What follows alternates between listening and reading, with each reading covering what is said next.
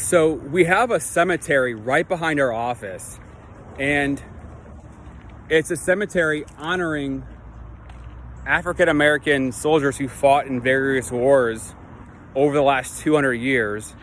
And it's a peaceful place, and it's a place that me and a coworker of mine, Jerry Vaughn, where we spent some time walking and cleaning our heads and taking that time to get a little exercise. And in this job, it's crazy, so it's good to have a little reset time. And been walking and just thinking about a lot of things. The markets are dropping, and some people say crashing. I don't know, but there's a lot of headlines out there. And the stock market, S&P 500, has gone from about 480 today, dipping down to about 385. So a pretty dramatic reset and drop, maybe 25% or so.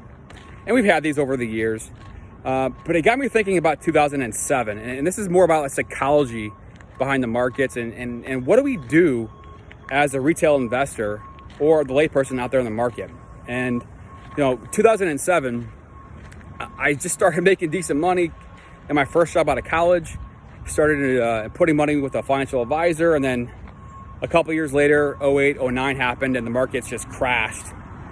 And coming out of that recovery, 2010, 2012, 2013, I just in this side had this fear of it happening again. And then all the textbooks that I've read about, dollar cost averaging and all the logical things that happen when you invest over time.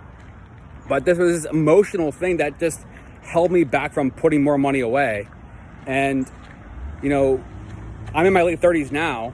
And all the things that I've learned in my work career and along the way, it's changed my perspective on how to deal with these markets, because they're going to go up and they're going to go down. And unless you're a day trader, what are you going to do about it? And it brings me back to, well, what can we control? What can we do? And on this channel, we talk a lot about, our results are literally reflection of what our thoughts are and where we put our time, energy, and thoughts. And so in these down markets, there's not much you can do about it. But where I put my energy even harder into is, well, if this is a down market, and it's obviously good to have dry powder and cash if you want to try to buy a little bit here on the bottoms. But going back to the savings equation is income minus expenses equals your savings. It's that simple.